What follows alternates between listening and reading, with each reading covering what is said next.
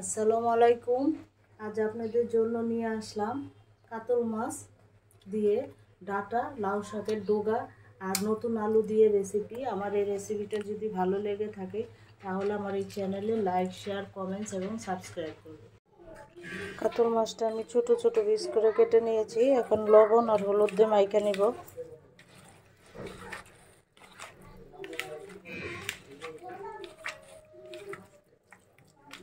10 minute রেখে দিলাম। এ ফাঁকে একটু পেঁয়াজ, কাঁচামরিচ হালকা ভেজে নিব।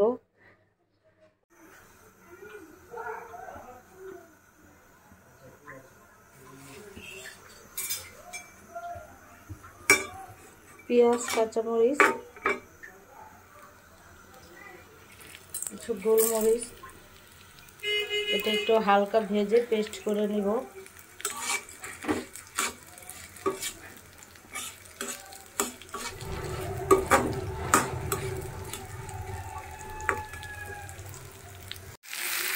পেঁয়াজ, কাঁচামরিচ, তেজপাতা, গোলমরিচ এগুলো ভাজা হয়ে গেছে। একটু ঠান্ডা করে পেস্ট করে নিচ্ছি।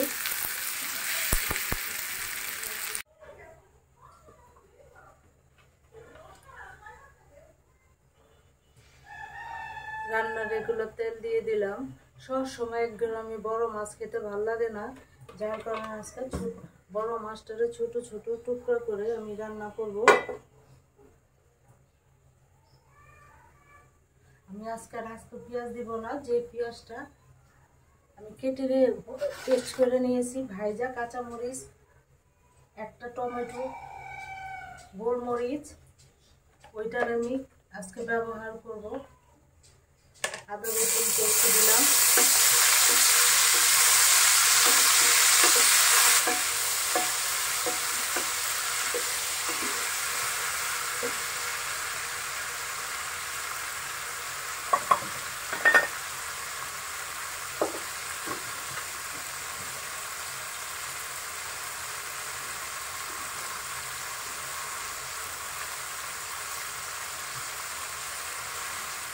হলুদ পাতি,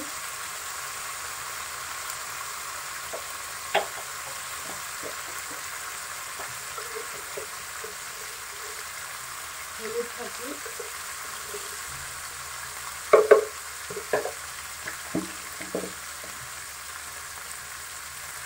ধনে পাতি দিলাম।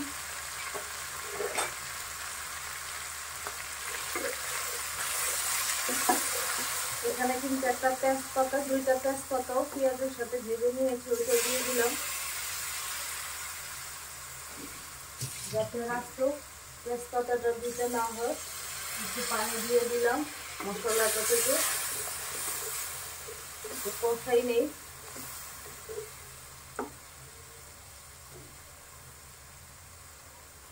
লবণ,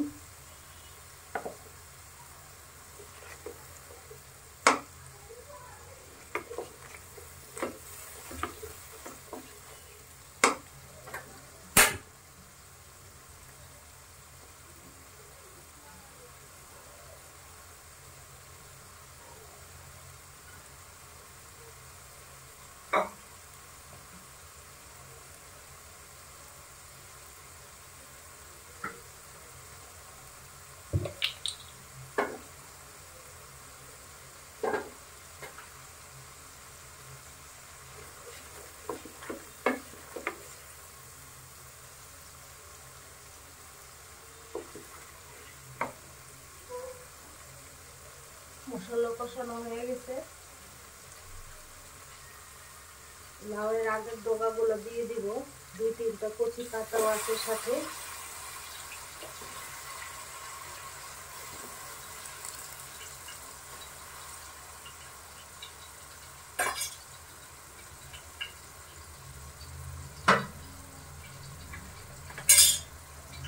টমেটো, যেহেতু শীতের সিজন, নতুন আলু দিয়ে দিলাম। তরকারিটা অসম্ভব মজা, এক তরকারি দিয়ে ভাত খাওয়া যায়।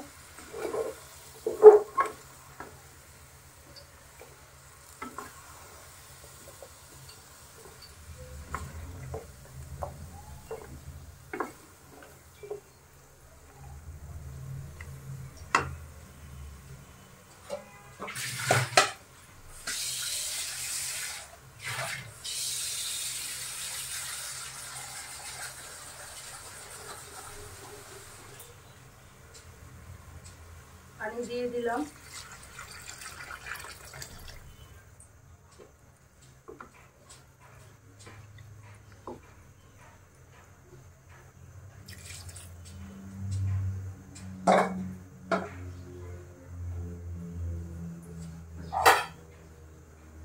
ঢাকনা দিয়ে ঢেকে রান্না করব সিদ্ধ হওয়া পর্যন্ত।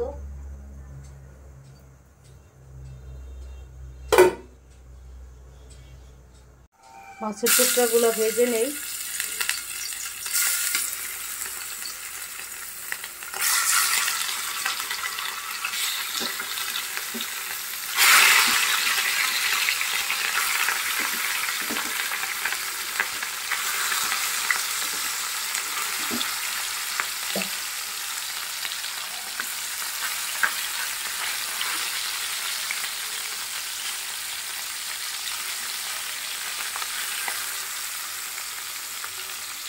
মাছের টুকরাগুলো একটু ভেজে নিই।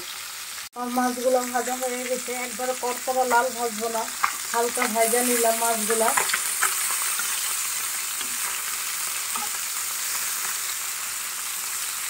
কাতল মাছটা বেশ বড় ছিল আর গন্ধ ছিল না মাছটার ভিতরে।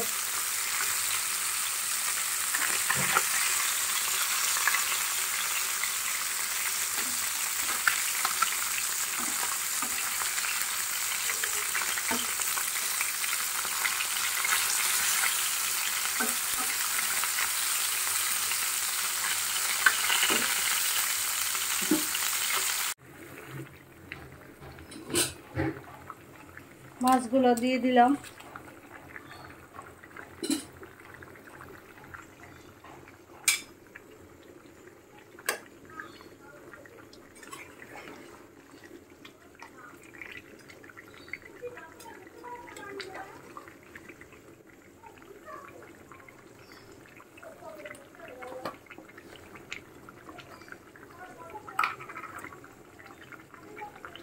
জিরা ফাঁকি, টালা জিরা ফাঁকিটা দিলাম।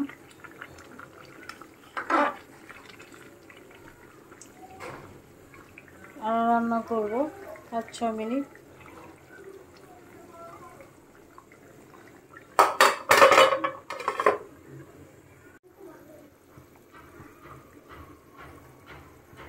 ধনেপাতা দিয়ে দিলাম।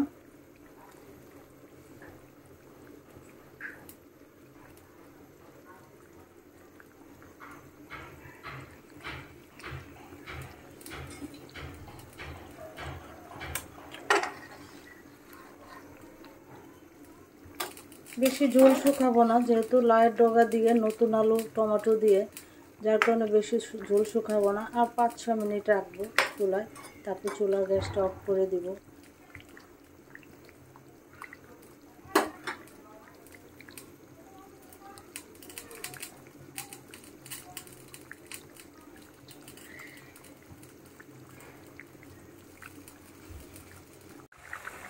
আমার রান্নাটা হয়ে গেছে। আমি একটু ঝোল রাখবো তরকারিটা, কারণ আলুর তরকারি একটু ঝোল ঝোল, আলু আর ডাঁটার তরকারি, লাউর ডগা পোড়া পোড়া করলে ভালো লাগবে না, যার কারণে মাখা মাখা ঝোল, একবারে যে পাতলা ঝোলটা না, মাখা মাখা ঝোল রাখলাম।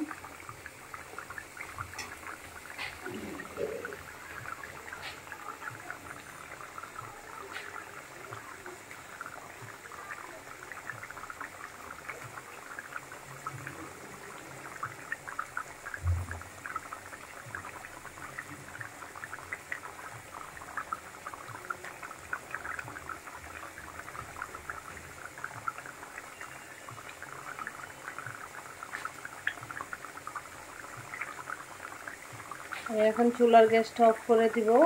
আপনারা সবাই ভালো থাকবেন, সুস্থ থাকবেন। আল্লাহ হাফেজ।